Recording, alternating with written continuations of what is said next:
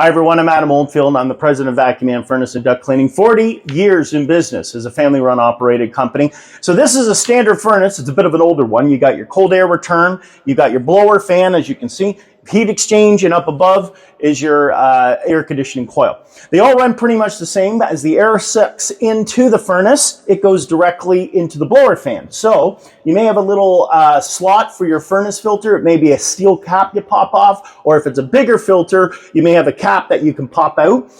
They all, when you slide it out, and you'll see in this case, this one's quite dirty, they all have arrows on it. You'll see airflow. The big arrow points towards where the air goes towards the blower fan.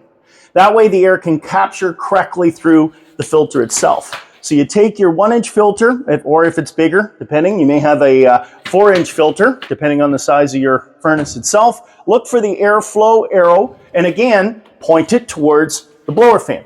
All right, I'm going to put this in here. There we go. That's it. Make sure you change it almost monthly if you can, or at minimum every season. And if you don't do that, give me a call because we're going to need to clean those air ducts and furnaces. I'm Adam Oldfield from Vacu-Man Furnace and Duct Cleaning.